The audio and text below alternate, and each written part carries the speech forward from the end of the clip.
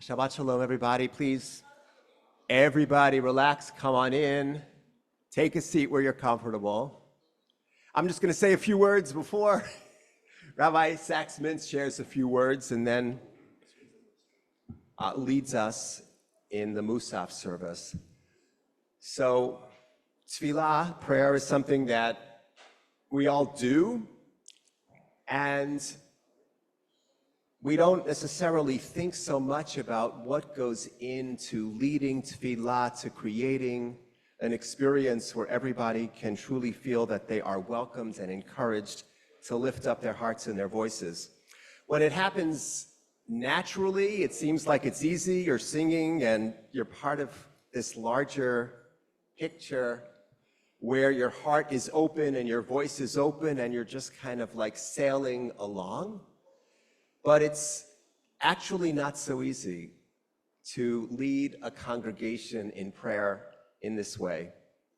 And our guest this Shabbat has really devoted herself to helping congregations to unlock their voices and their hearts and to be able to sing out. We say Ashiru L'Adonai b'chayai, to sing out to God with our lives, to have our lives be that song.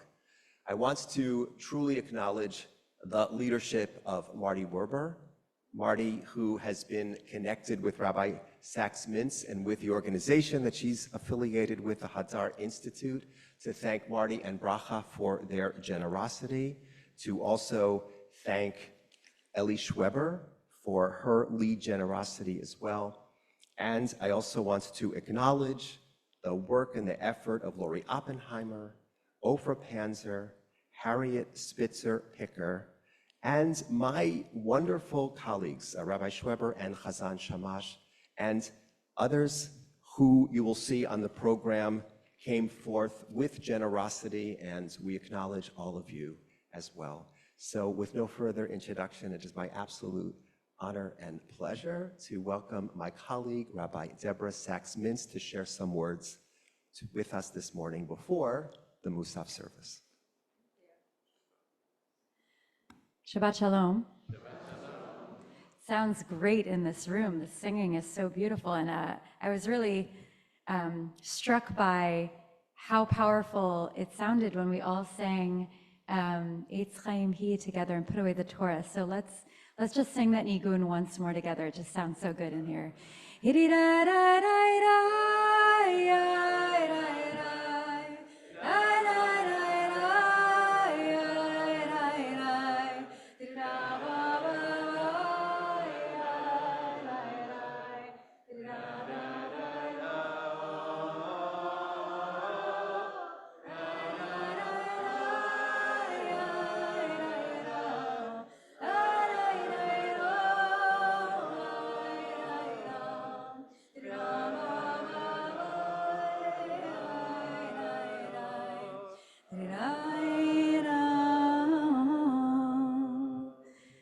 Beautiful. So you really can't beat that melody. But I'm gonna start my teaching today by sharing a little bit about a much newer melody. So this past summer, just under a year ago, I had the great privilege of spending the summer on tour in Israel and touring with my music. And I was walking down the street in Yerushalayim in Jerusalem one day, and a nigun just came to me, which I will say I am a composer, but most of the time what inspires the music I write is actually the text. The text for me generally comes first. But in this case, the nigun came to me first. So I'm walking down the streets in Jerusalem and I'm hearing this melody. Try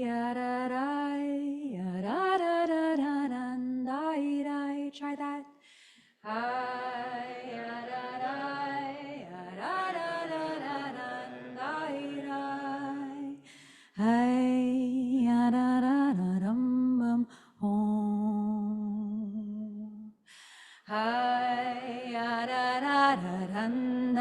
No, let's try that whole first part together.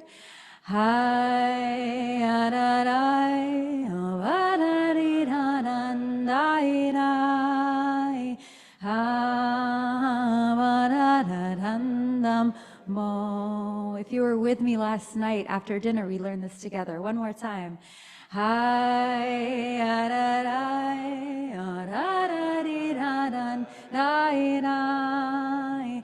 Ha, ba, dadandam, mo. Second part.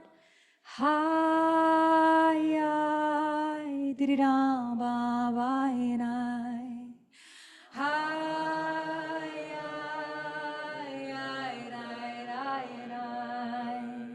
hi, dai, dai, dai, don. Hi, dai, dai, dai, don. Let's try that together. Hi, dai, dai, dai, dai, dai, don. Hi, dai, dai, dai, oh. One more time. Hi, dai, dai, dai, dai, oh. Hi, dai, dai, hi, oh. Beautiful. Sounds great. So this nigun was coming to me as I was walking down the street in Jerusalem, and I didn't want to forget it. So I did what I always do when a melody comes to me and I'm walking or I'm driving and it's not Shabbat or Chag and I have my phone with me, which is that I record it into my phone in the voice memos. Does anyone here ever do that when you want to remember something? You just like record, okay? So if you have your GPS on and you record something into your phone, if you don't give it a name, what does it automatically name it on your phone? The location. So this happens to me often. I'll record a new melody into my phone. If I'm in my apartment in Manhattan, it'll automatically be called 425 Riverside Drive. Now you all know my address. And you know, if I'm at Hadar in the Beit Midrash where I work, it'll say 190 Amsterdam Avenue. So I recorded into my phone in Jerusalem and I look down and it says Shalom Aleichem because I was on Shalom Aleichem Street in Jerusalem. And I thought, well, that's a sign if there ever was one. So if you don't mind, we'll sing this nigun together as Shalom Aleichem. If you need the words, it's on page 309. Shalom Aleichem, Malachei Asharet, Malachei Elyon. Mi melech Malachei Amlachim, HaKadosh Baruch Hu. Boachem leshalom, malachei ashalom, malachei elyon, mi melech, malachei amlachim, hakadosh baruch hu. Barchoni leshalom, malachei ashalom, malachei elyon, mi melech malachei amlachim, HaKadosh Baruch Hu. Tzeitrem leshalom, malachei ashalom, malachei elyon, mi melech malachei amlachim,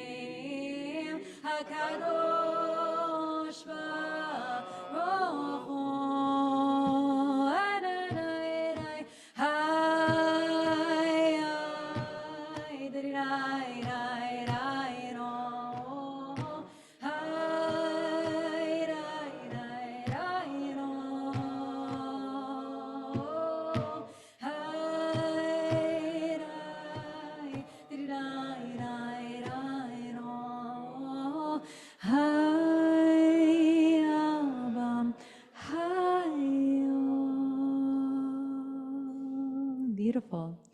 So in the case of this particular nigun, the melody came first, and the intention, the inspiration, the impetus that drove the choice of the text followed.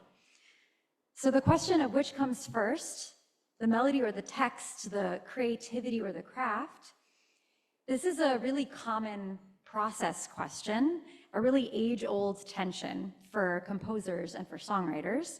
It's so old, in fact, that we can see it embedded in the compositional process of who, if you were with us last night, who I described last night as the original songwriter, David HaMelech, King David. So if you were with us, you'll remember that we explored a midrash from the Talmud, from Masechet Pesachim, in which, noticing the discrepancy in the opening lines of various psalms, Tehillim, the rabbinic imagination chose to evoke an image of an artist with a dynamic relationship to song and text. So this might be a refresher for those of you who are here in Kabbalat Shabbat, but we're going to just review this midrash one more time to all get on the same page. So this midrash says, if a psalm begins LeDavid Mizmor, of David a psalm, this teaches that the divine presence rested upon King David first, and afterwards he wrote the song. However, if a psalm begins with Mizmor LeDavid, a psalm of David, this teaches that he first wrote the song, and afterwards the Shekhinah, the divine, came to him. So we studied this last night in the context of readiness for prayer, readiness to pray Kabbalat Shabbat together. But this morning we're going to unpack it more fully in the context of a tension that maybe some of you in this room who are not composers might still be able to relate to. The tension in tefillah, in prayer, between keva and kavanah, between structure and intention. Or as I like to say, form and fire. What is the accessibility point? What is the entry point, the entryway into prayer that best lures us in, that has the best shot at connecting us to, as the Midrash says, the divine?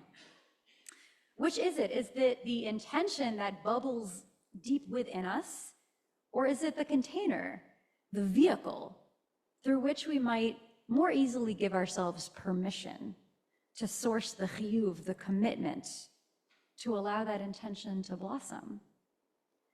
When we daven, when we pray, are we starting from the LeDavid Mizmor place, or do we find ourselves more often in the Mizmor LeDavid sort of process? So we're not going to fully answer that this morning. There are, of course, thousands of answers to this question. And, you know, one might even argue that the entire evolution of Jewish prayer is itself not an answer, but a access into the breadth and the range of the diversity of answers to the quest for the elusive access into something we actually truly can't ever comprehend. However, I'd like to spend just a moment exploring the vehicle of communal song as one potential modality for bridging the gap between the keva and the kavanah. So after lunch today, we're going to gather to do a little bit of learning centered around one of the most prominent and pivotal moments of communal song in Torah, Shirat Hayam, the Song of the Sea, which Chazan davened so beautifully for us this morning in Pesukei de Zimra, if you were an early bird. So in the Song of the Sea, we might argue that song itself was a fundamental vehicle for Bnei Yisrael's transition from Mitzrayim, from Egypt, to redemption. But there's also a core component of communal song that I think went rather underexplored in that particular narrative. The role of song as a tool for mutual support, as a container for relational engagement. Whereas in the narrative of the crossing of the Red Sea, song was this explosive conduit for radical transformation in an extraordinary peak experience, how might song in our own daily lives inject elements of transformation, not from peak experience, but from closeness, from intimacy, and from community? Rabbi Pinchas of Koretz, a great 18th century Hasidic teacher, he explored communal singing in the context of two other models of relational engagement. I'm going to read this text. It's one of my favorites. You'll see why. He writes, "It is good for a person to snuggle with their little children because it is good for dreams, and this is uniting soul to soul. And sometimes when a person is studying but doesn't understand the text at all, when they speak with a chavruta, a study partner, they unite soul to soul. And sometimes when a person sings, they cannot raise their voice. But when another comes to help and sing strongly, this gives the first person the ability to raise their own voice, and this is uniting soul to soul." Lovely. So this imagery brings to mind a model of song in which the power lies not in the grandeur or the scale or the scope, but in this intimate proximity to one another, into the relational connection, and this deep sense of mutual support in going through the work of daily life. This depiction of a learner who is struggling to unlock the meaning of a text without their chavruta, this child that needs the warmth of their parents' embrace to sustain their good dreams, or a shaliach tzibur, a prayer leader, a singer, who really can't lead alone, but needs the voices of the broader community. This is uniting soul to soul that comes from the keva, from the structured nature of these modalities. This structure is itself a pathway to uncovering deeper, richer layers of kavanah in ourselves. So in just a moment, we're going to resume our tefillah with Musaf.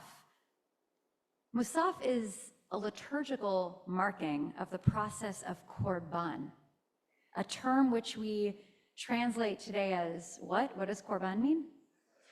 Sacrifice, excellent. We translate that as sacrifice, but interestingly, the shoresh, the linguistic root of the word korban, kuf resh vet, it's also the root of the word karov, which means closeness, closeness. And that's what we do when we pray, when we sing. We're making a korban, we're making a sacred offering of ourselves through the karov, through the closeness of our voices, leaning in deeply to the closeness of our voices as a keva, as a container for perhaps the less contained nature of our kavanah.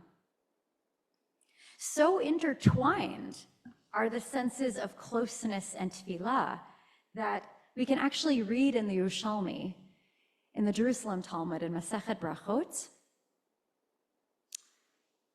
the one who leads the Amidah, don't say bo v'hitpalel, do not say to them, come and pray, ella, rather say bo v'karev, come and draw near, karev.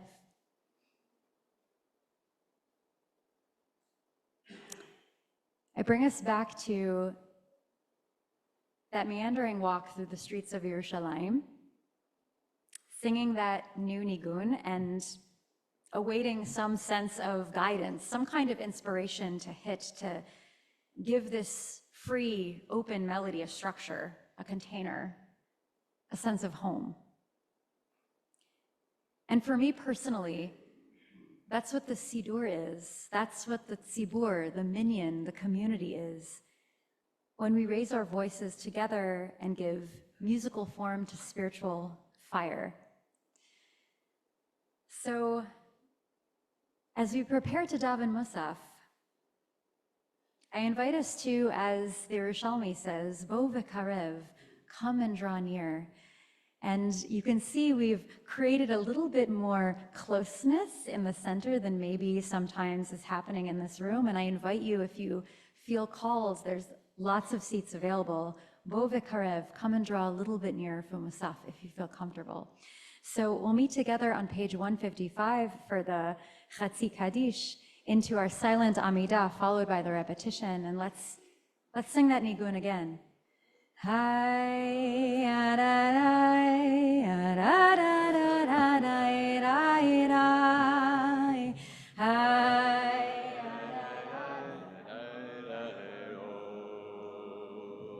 Come close if you'd like.